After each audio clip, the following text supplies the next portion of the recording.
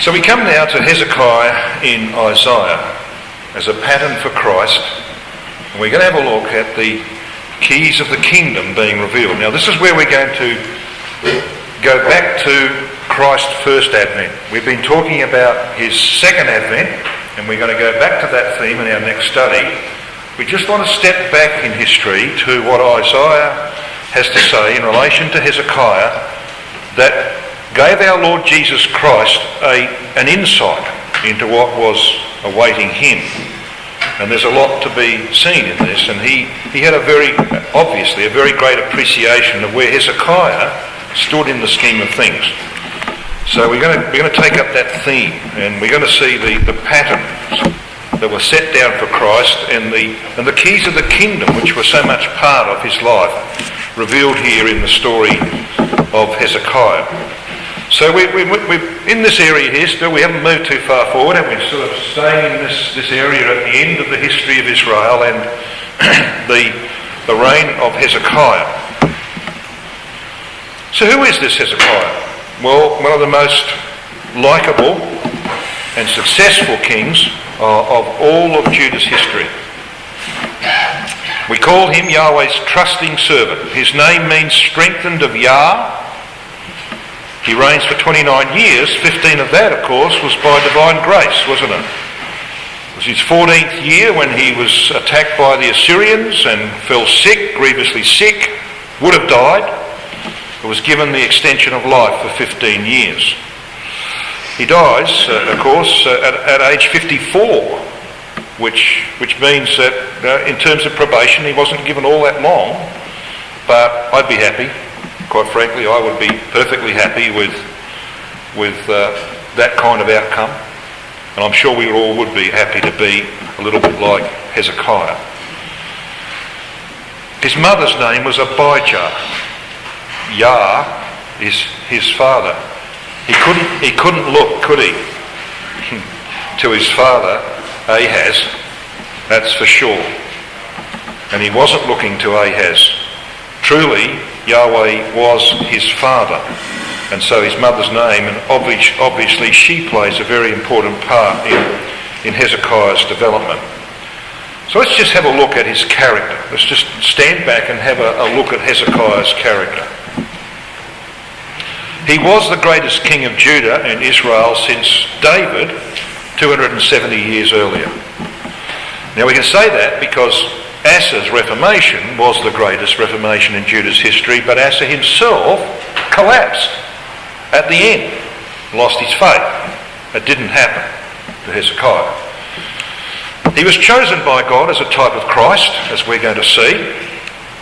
He was noted for outstanding trust in Yahweh. And you know the record that says that there was no one like him who trusted in Yahweh with all his heart. He had that confidence, which of course is the complete antithesis of his father. Ahaz had not a skerrick of faith in Yahweh. He did not trust in him at all. Didn't even believe in him. Hezekiah was the complete antithesis of his father. So how did that come about? Well, it didn't come about from Ahaz's example or instruction, did it? It came about because doubtless his mother intervened in some way and developed him as a child. He had this positive approach to opening the doors of the ecclesia, of the house of God, to all who would enter upon the basis of faith and truth. Very first thing he did. He was the mover of the greatest reformation in Judah since the times of King Asa. And he was the restorer of the priesthood, of the temple and of its services. And of course there's a lot of time devoted in the record, isn't there, to Hezekiah's reformation and the holding of his Passover. A lot of time devoted to that in the record. But I think perhaps the most important references about this man are here. There's two of them.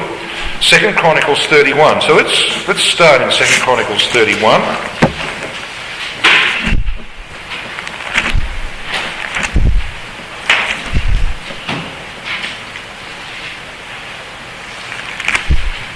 Right at the end of the chapter, in verse 20, we read this about Hezekiah.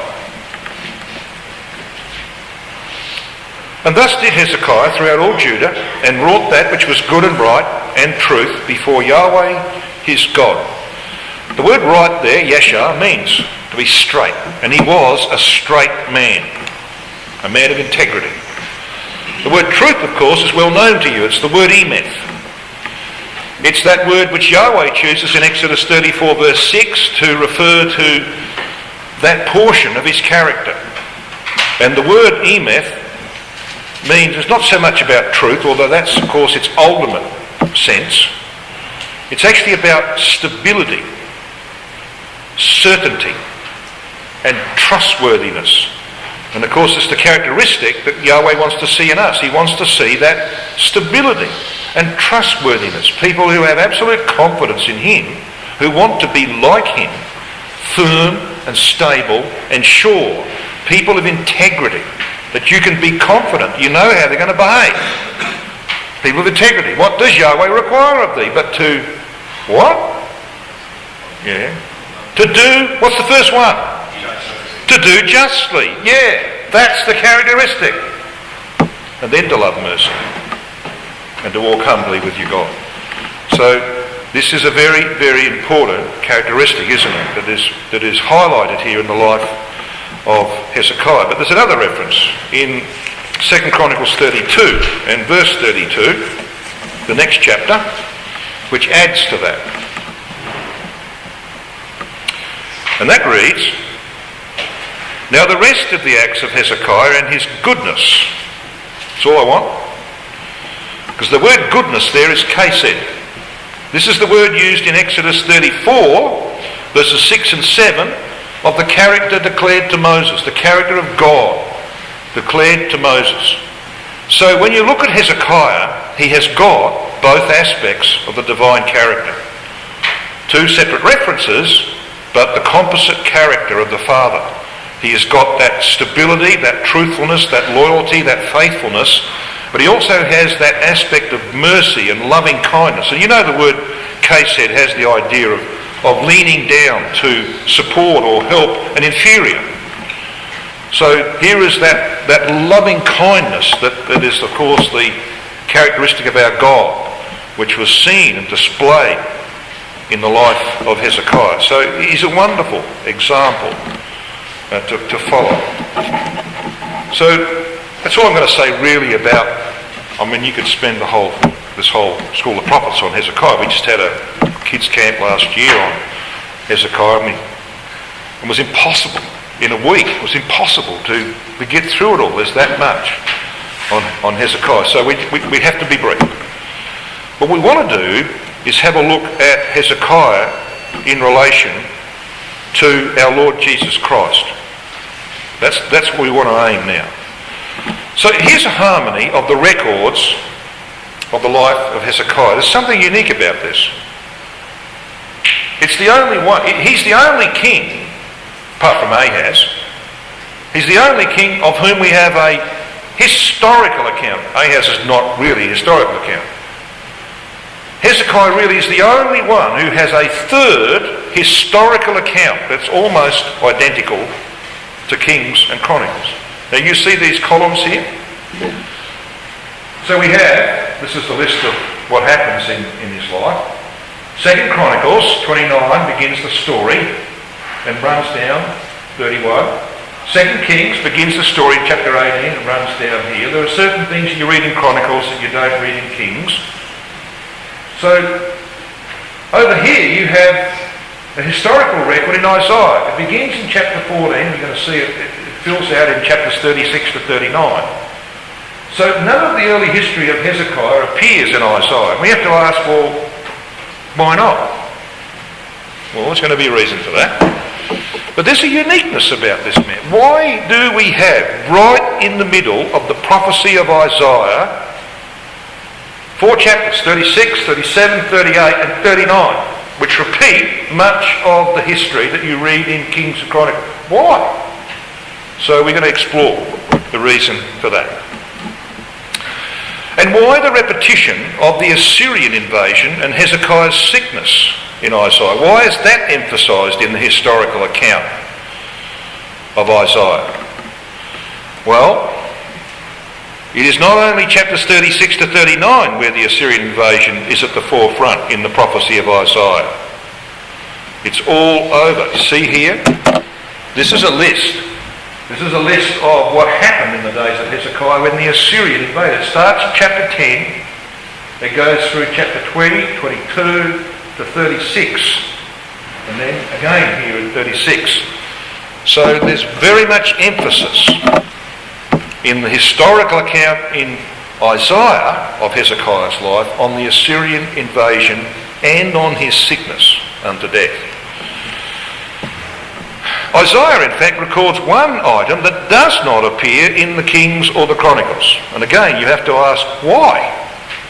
So what is it? It's that one you can see there with the red line around it. It's chapter 38, verses 9 to 22 of Isaiah, where you have the record of Hezekiah's recovery and his psalm of praise. You don't read about that in Kings or Chronicles, but you do read about it in Isaiah. So, when you're looking at the scriptures, and this is one of the essential things. If we take nothing else away from the school of the prophet, you know what it is we have to take away? Become our own personal Bible student. What you've got to take away is the need for careful reading. And if you read the Bible carefully and you ask questions, why does it say it like that? Why is this repeated over and over again? Why is that left out? Why don't these records tie up? That's the sort of questions you've got to ask yourself and go looking for answers. You put enough work and enough effort and time into it, God, ask for God's help, He's going to reveal it to you. It'll open up. This is what kings do, isn't it? It is the honour of kings to search out a matter. We're not just cursory readers. We are students. And this is the kind of thing that you notice when you carefully consider the scriptures. Why is this in here and not in Chronicles and Kings? Well, we want to explore that. So this is the history.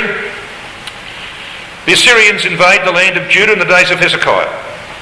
We have that record in 2 Chronicles 32 verse 1, after these things and the establishment thereof, Sennacherib, king of Assyria, came and entered into Judah and encamped against the fenced cities and thought to win them for himself. And of course we know what happens. He sends Rabshakeh with an ultimatum. And Rabshakeh, which he means the chief butler because he's going to dispense the wine of Babylon, so to speak. Alright, he's going to hand out the wine, delivered these intoxicating words, making promises that were not going to be fulfilled. He stood upon the virgin's fountain with the waters of Shiloah beneath his feet. You know how that Hezekiah, he built the tunnel and he channeled the waters of the spring Gihon. And he covered it over. He covered the spring because it was outside the walls. He covered it over so that the Assyrians wouldn't come and find water. You need water for an army, see? So he channels this water into the city. But when Rabshakeh is standing there, he doesn't know that the waters of Shiloah or Siloam are flowing under his feet. And of course Isaiah chapter 8 makes a lot of that, and so does Christ in John chapter 9, by the way. But we won't digress. So here he is. He's met by contrasting men. There's Shebna, the faithless. This is the man who in Isaiah 22 is, while he's negotiating with Rabshakeh, has men digging his grave. They are preparing a tomb for Shebna. And you can go there today and there's a plaque on the, on the tomb of Shebna. It's down, somewhere down in the valley of the Kidron. So he's got men digging his grave. And of course there's the other man, Eliakim, who of course is a type of Christ in Isaiah 22. He's the faithful man.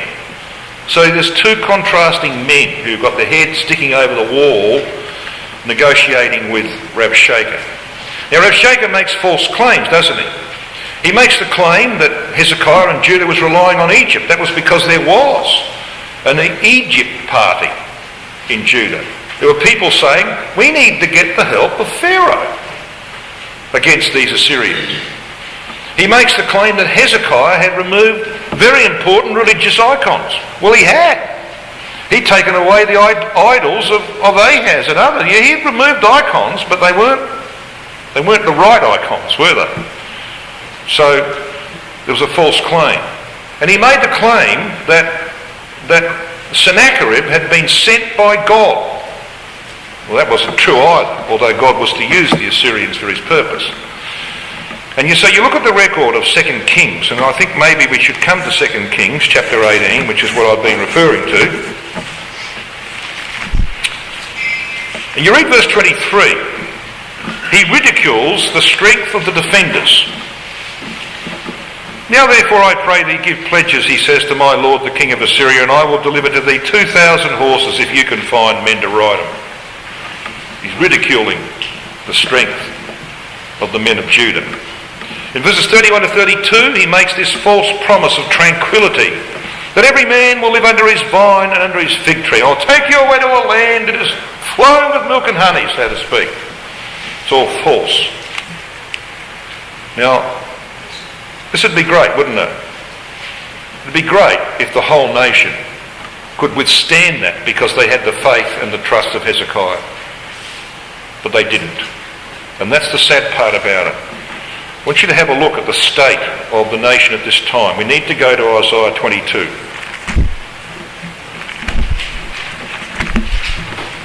Because here we have the spiritual state of Judah at the time of the invasion of the Assyrian. Isaiah 22 verse 1 says, the burden of the valley of vision, it's the vision of peace of course, but it wasn't a time of peace. What aileth thee now, that thou art wholly gone up to the housetops? Thou art full of stirs, a tumultuous city, a joyous city. My slain men are not slain with the sword, nor dead in battle. But they were dead. He says, thy slain men. They're not slain with the sword, but they're dead. Yeah, they were dead in heart, because they thought they were going to die. If you have a look at verse 12 and 13 of the same chapter, you read this. And in that day did Adonai Yahweh of hosts call to weeping, and to mourning, and to baldness, to girding with sackcloth. And behold, this is what happened. Joy and gladness, slaying oxen and killing sheep, eating flesh and drinking wine. Why were they doing this? Because they thought they were dying. They were going to die. Let us eat and drink, for tomorrow we shall die. Let's get as much down the gullet as we can before they get a head cut off. That was the attitude of many people in the city of Jerusalem. They were in turmoil of mind. They were dead in heart and hope, out of sheer dread of what faced them. Preparations had been made. Hezekiah built the tunnel, he strengthened the walls, etc., as we're told. And in verses 12 to 14, which we've just read, the spirit that animated that people was panic and hopelessness, resignation and foreboding of doom. Hence that policy, eat, drink and be merry, for tomorrow we die. So the two major classes in the nation were actually encapsulated in two men. There's the Shebna. Look at Shebna of chapter 22 verses 15 to 19. Don't have time to read that whole passage, but let's just read verse 16. So God tells the prophet, go get thee unto this treasurer. Now he's not a treasurer. The Hebrew word in verse 15, treasurer, actually means a companion. He was the king's friend, like the one of 1 Kings 4 verse 5. He's a king's friend. So he's close to the king. Go to Shebna, which is over the house, and say, what hast thou here? And whom hast thou here? That thou hast hewed thee out a sepulchre here, as he that heweth him out a sepulchre on high, and that graveth an habitation for himself in a rock. And he's told that he's not going to be laid in the sepulchre. He's going to go to Babylon, captivity. Okay, so this is a prophecy about a man who is actually a microcosm of portion of the nation in the days of Hezekiah. But there's another man, verse 20. It shall come to pass in that day that I will call my servant Eliakim. His name means Ale shall set up, the son of Hilkiah, and I will clothe him with thy robe and strengthen him with thy girdle. I will commit thy government into his hand, and he shall be a father to the inhabitants of Jerusalem and to the house of Judah. Look at these words. And the key of the house of David will I lay upon his shoulder, so he shall open and none shall shut, and he shall shut and none shall open. And I will fasten him as a nail in a sure place, and he shall be not for a glorious throne to his father's house, but as it should read, he shall be for a throne of glory to his father's house. Well, that's obvious who that's referring to, isn't it? He's set forth as a type of the Lord Jesus Christ, who quotes those very words of verse 22 to the Philadelphian ecclesia in Revelation chapter 3. So you know that this is a type of Christ. So we've got a crisis, haven't we? There's a real crisis. Now, the Assyrian invasion is crisis enough. Come back to the record of 2 Kings chapter 19.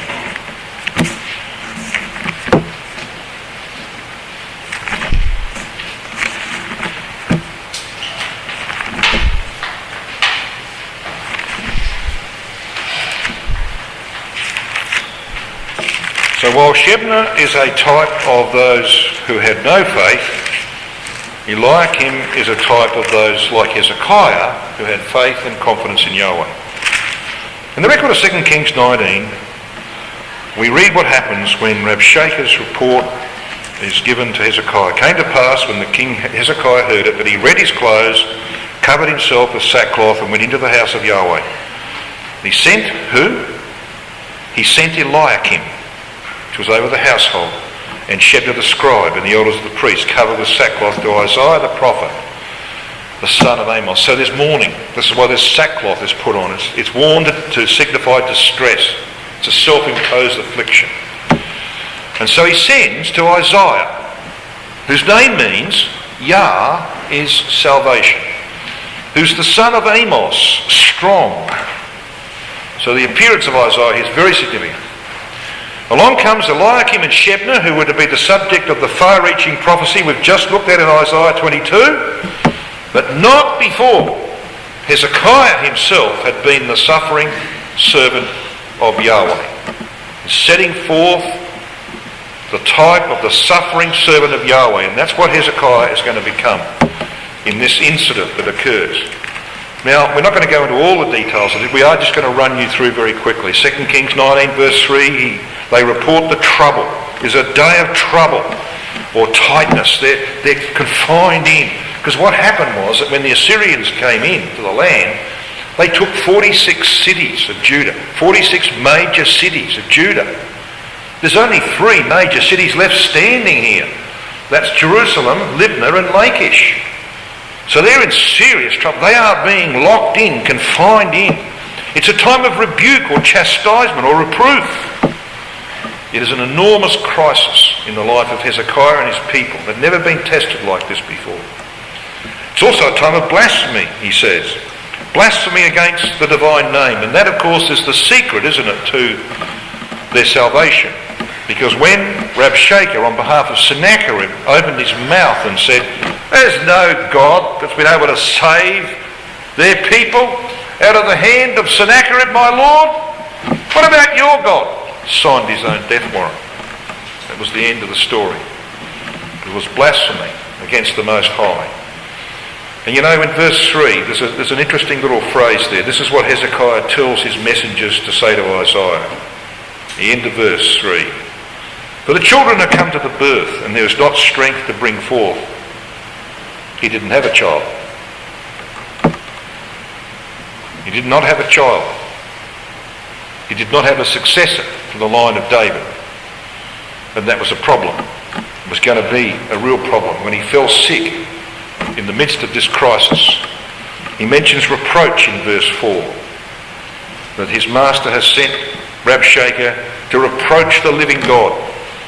And blasphemy and reproach against Yahweh was to Hezekiah the most important issue here. It was to be the means of their deliverance.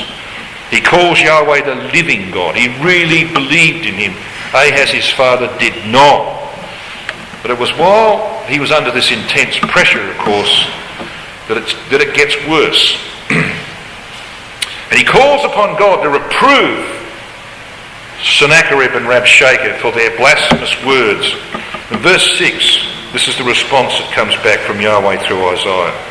And Isaiah said unto them, Thus shall ye say to your master, Thus saith Yahweh, Be not afraid of the words which thou hast heard, with which the servants of the king of Assyria have blasphemed me. Behold, I will send a blast upon him, and he shall hear a rumour, and shall return to his own land, and I will cause him to fall by the sword in his own land. And of course that's what happens. You remember the incident when the 185,000 perished overnight, and Sennacherib returned to his own land? That's what happened. You know how long it was afterwards? 20 years. 20 years before Sennacherib was killed by his own sons. Seems like a long time, doesn't it? Not in God's economy. It was sure and certain, but it didn't happen until 20 years later. So Isaiah's encouraging reply in verse 7 is something that Hezekiah can lean upon. As Rotherham translates it, Behold me, about to let go against him a blast. Yahweh destroys, as we read in the prophecy of Isaiah, he destroys with the breath of his mouth. And he's going to do that to the latter day Assyrian, we read in Isaiah 30, verses 27 to 31. He will hear a rumour. There'll be an announcement. And of course we know that the king of the north is going to be led by a rumour, by tidings out of the east and the north when he's in Egypt, remember that? And I'll cause him to fall. Yep, and he was going to fall by providential intervention. But this is the next chapter. This is 2 Kings 20. So we've got this crisis. Now, it'd be bad enough, wouldn't it? It'd be bad enough to be in that situation, but then you're struck down with sickness. If you've ever had any sort of real bad sickness, you know how debilitating that is mentally. So, you know, this man is being put under enormous pressure. So it says in chapter 20, verse 1, in those days, Hezekiah was sick unto death. And the prophet Isaiah, of course, is sent into him to tell him to set his house in order because he's going to die. But it became very clear to Hezekiah that this was a disaster of unparalleled proportions because he had no successor. So why didn't he have a son? Why wasn't this king married at age 39? He came to the throne at 25. He reigned for 14 years and the Assyrians came along.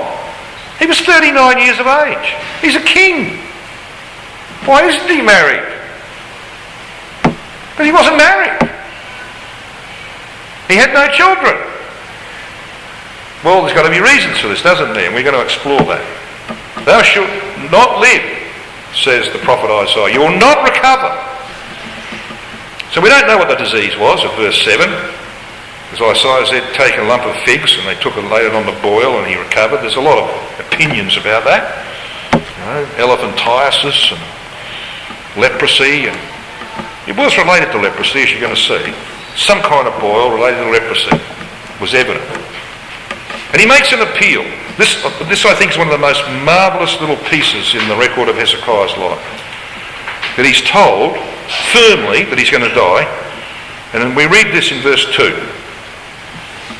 That he turned his face to the wall and prayed unto Yahweh, saying, I beseech thee, O Yahweh, remember now how I have walked before thee in truth and with a perfect heart, and have done that which is good in thy sight. And Hezekiah wept sore. Could you say that? If you're in a crisis like this, could you say that? Look at my record. Now this is not pride, is it?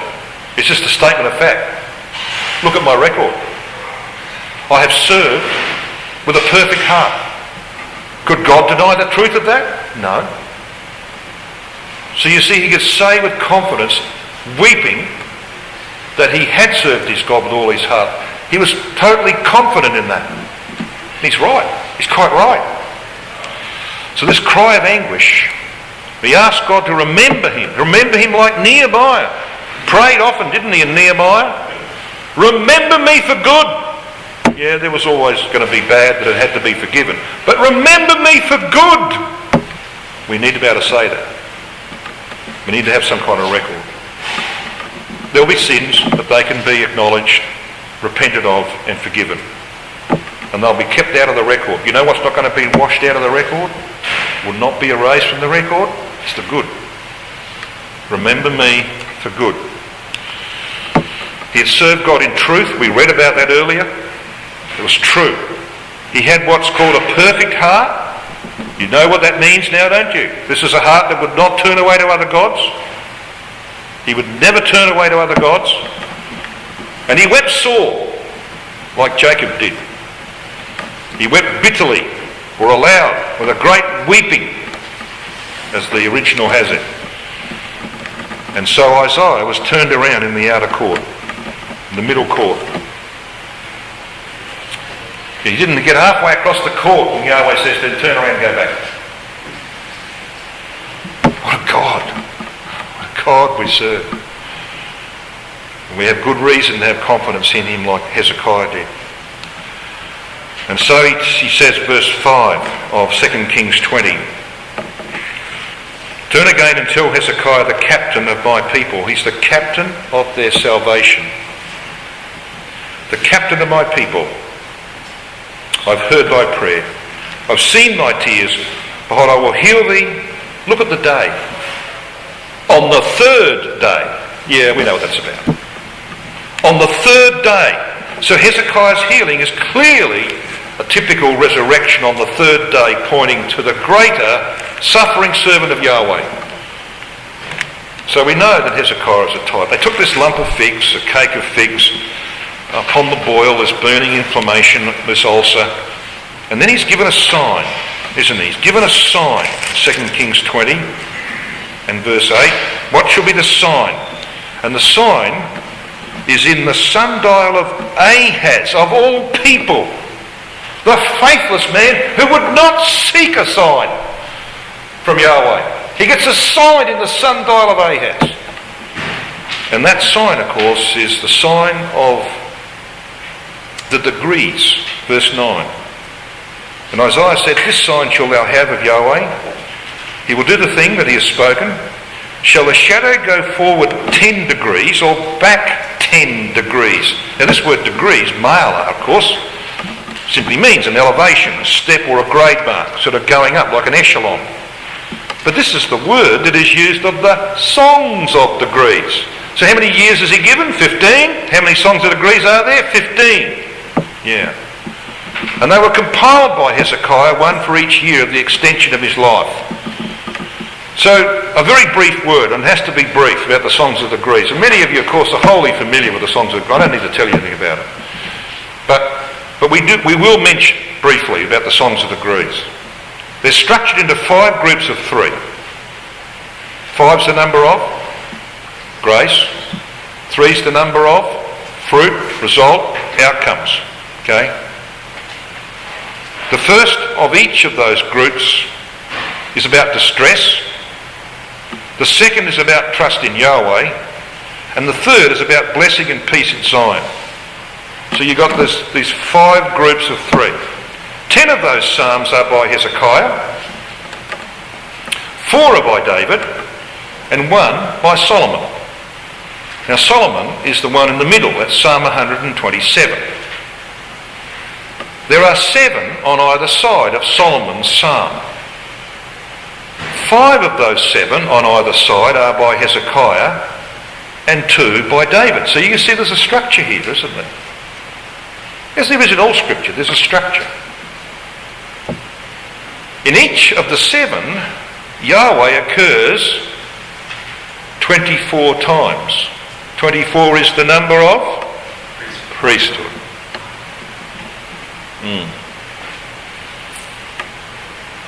Once in the third of each 7. So there's unquestionably a structure there. And 3 in Psalm 127. Now, you can look at the background, you'll see why this is all there. But that's the songs of degrees. It's incredible. And this comes out of his sickness and his healing. This extension of life for 15 years. And the sundial of 8. It's a light thing for the sun to go down 10 degrees because, the sun's going down anyway, isn't it? But what about going back 10 degrees? That's a miracle. It's a miracle. And so here in the sundial of the faithless Ahaz, and that's the sort of sundial they used to have in those days. They had this concave thing and a little pointer out from the top of it. Can you see the pointer there? This little pointer out of the top, and it's casting a little shadow. And they had the hours, right? And you got it's a good approximation of the time of the day. So he knew, he's watching this. He's got a man watching this. It's going back. It goes back 10 degrees in the sundial of Ahaz the faithless. So when he's healed, he writes a song, his recovery and song of praise. Hezekiah is portrayed as the suffering servant of Yahweh. He is raised after 3 days. He marries Hephzibah, my delight is in her. He bears the seed to declare his generation. You can sort of feel for the language I'm using here. This is Isaiah 53. So you compare this psalm, which we have recorded in Isaiah 38, with the language of Isaiah 53, and you'll find some very real comparisons. So let's do this. Let's go to Isaiah 38.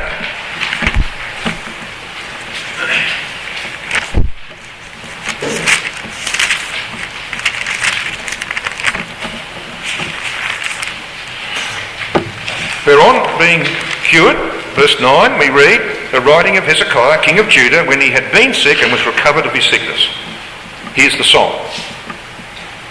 I said, in the cutting off of my days.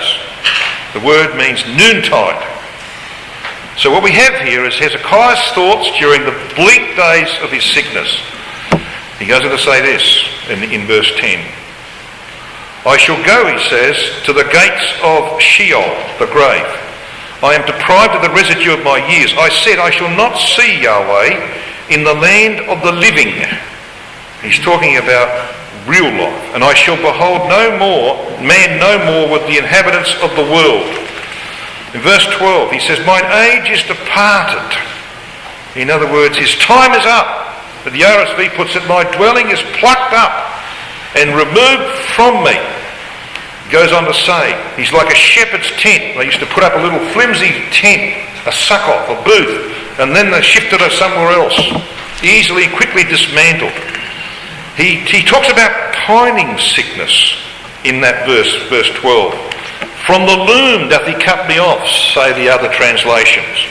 In verse 13 he says, I reckoned till the morning, that as a lion so will he break all my bones. So he's crying out for help right through the night until the morning. Undertake for me, he says in verse 14. In other words, be thou my security.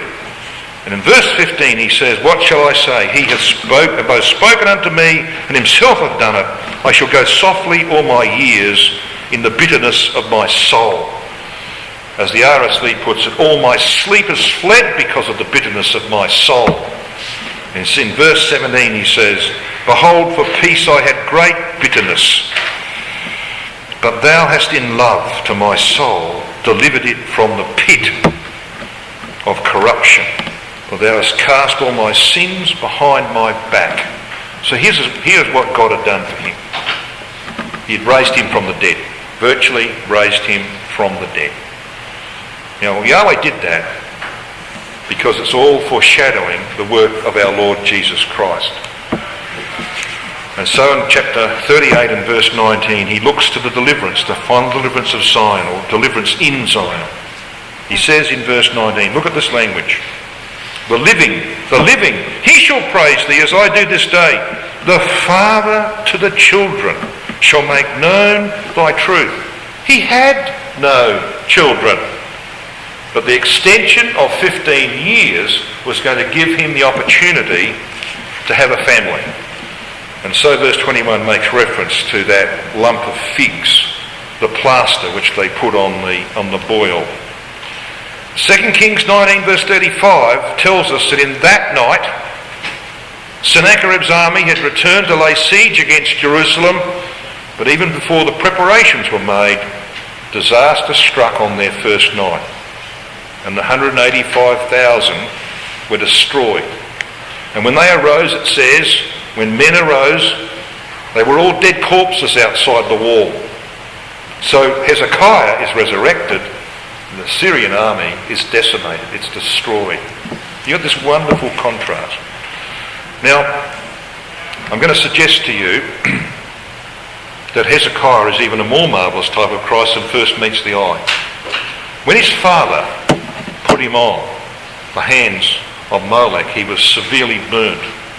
We're going to see the language that is used of Christ, which actually is based upon Hezekiah.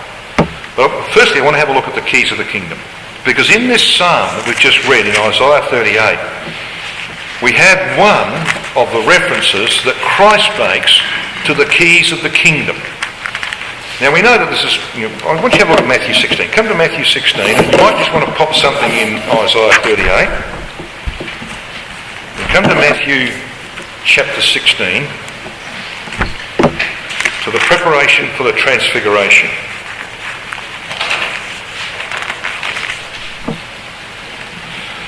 Now, you're familiar with this record, so we don't need to spend time going through it all. Come down to verse 16. This is the declaration that Peter makes. Thou art the Christ, the Son of the living God. This is the platform upon which the ecclesia is to be built. So Jesus answered and said unto him, Blessed art thou, the hearing son of the dove, the hearing son of the Spirit. For flesh and blood hath not revealed it unto thee, but my Father which is in heaven. And I say unto thee, you're still a movable stone, a Petros. I'm actually paraphrasing for you. You're still a movable stone, but upon this Petra, this immovable rock, you're movable, but not this rock. Upon your statement, which is the immovable bit, all right, that I am the Christ, the anointed, the Son of the living God, I will build my ecclesia. All right, well, you know that pretty well, don't you? But look what he says then. He says, and the gates of hell shall not prevail against it. That's straight from Isaiah 38 and verse 10. We read that passage, didn't we? Isaiah 38 verse 10, he said, in the cutting off of my days I shall go to the gates of Sheol. It's the word Hades in the Greek. It's the same. It's the equivalent of Sheol in the Hebrew. It's the grave. But the gates of the grave shall not prevail against it. This is one of the keys of the kingdom. It's about the sufferings of Christ. All right? The fact that he would enter the grave, but it's not going to hold him. Now, Peter was given these two keys, and we know what they are. They're identified in 1 Peter chapter 1 verse 11 appropriately. They're the sufferings of Christ and the glory that should follow. And they're mentioned together at least 7 times in the first of Peter. We might note them a bit later. Peter used both keys twice. He used them to the Jews in Acts 2, where his subject is the sufferings of Christ and the glory that would follow. He used them again in Acts chapter 10 in the house of Cornelius, where the same speech, well, a similar speech is given about the sufferings of Christ and the glory that follow. So when we read about the gates of hell here, that's directly drawn from the language of Hezekiah in Isaiah 38:10. But what about the keys that are referred to in verse 19 of Matthew 16? And I'll give unto thee the keys of the kingdom of heaven. And whatsoever thou shalt bind on earth shall be bound in heaven, and whatsoever thou shalt loose on earth shall be loosed in heaven. Well, that's Isaiah 22 and verse 22. That's the language we read about Eliakim, remember? Eliakim, the type of Christ, who would be a throne of glory for the house of his father. They would hang upon him the government. He's got the keys of the house of David, which he makes reference to a couple of times in the Apocalypse. Okay? This is about Christ.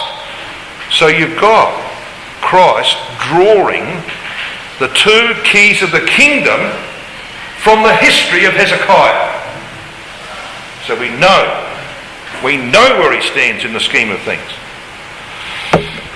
It's very, very clear, isn't it? Well, what do keys do? Well, keys provide access, but only if used in the correct manner. Whatsoever thou mayest bind upon earth shall, having been bound in the heavens, says the Young's literal translation. In other words, not like the Catholics who think they got the keys and they can do what they like.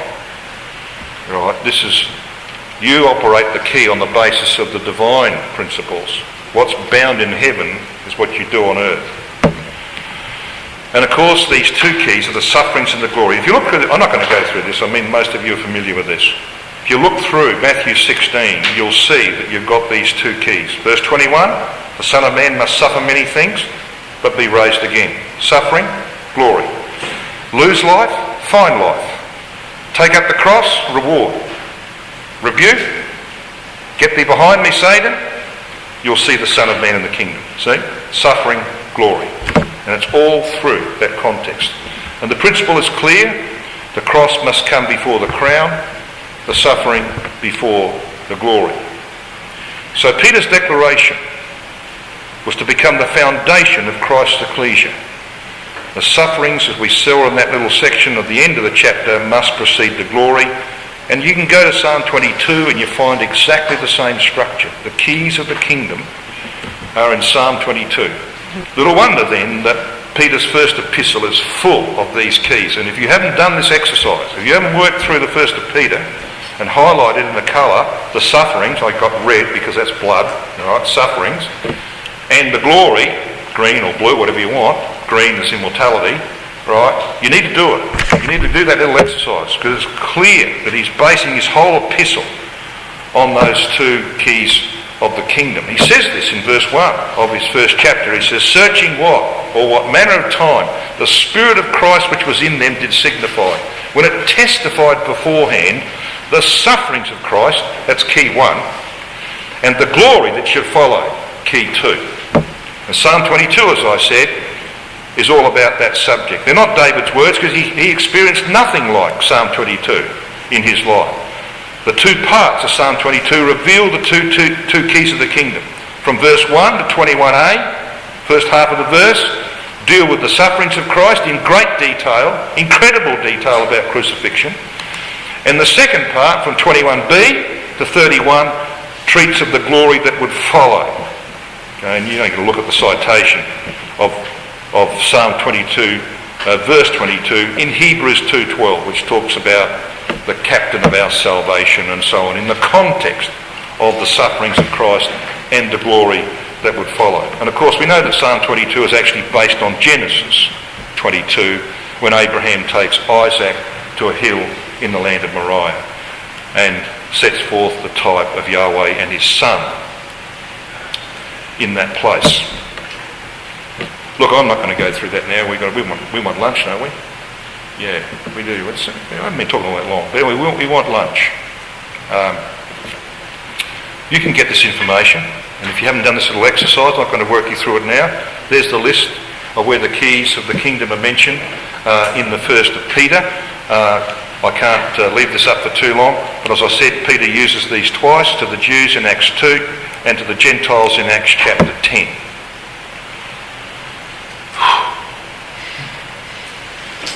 We're going to leave his visage was marred more than any man for a bit later. Okay. We're going to see just how powerful the type of Hezekiah is. How wonderful it was for our Lord Jesus Christ to see in Hezekiah a suffering servant of Yahweh who prefigured all of the sufferings that he would go through, but then would be raised again on the third day.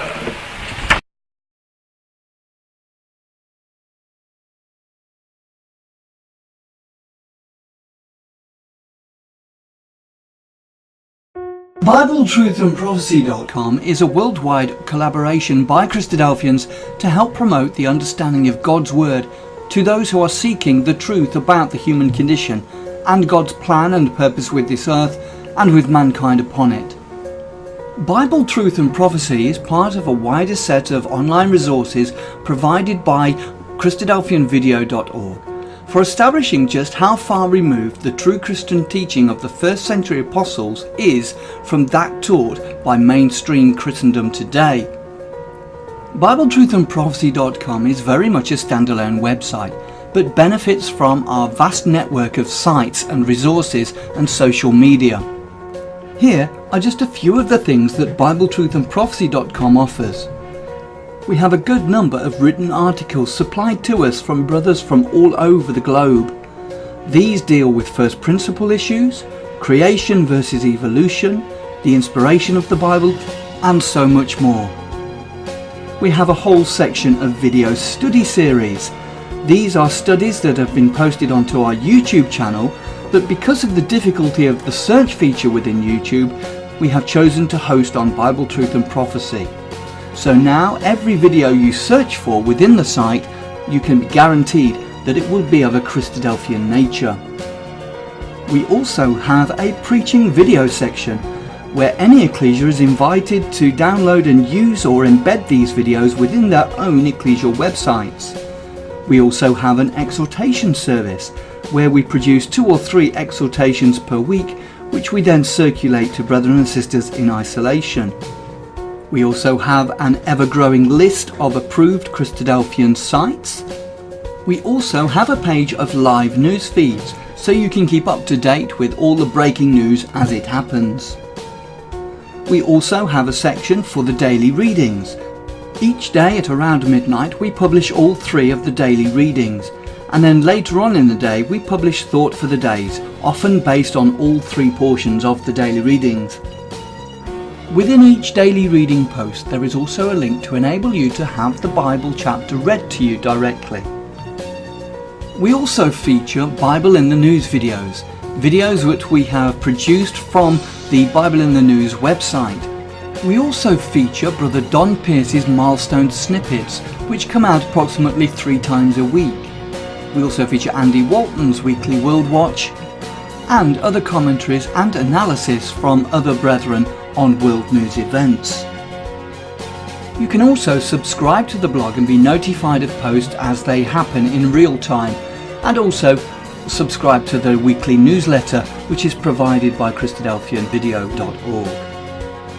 Every page and post on the site has the facility to be able to leave a comment or make an observation, so please take advantage of this and let us know what you think of the site.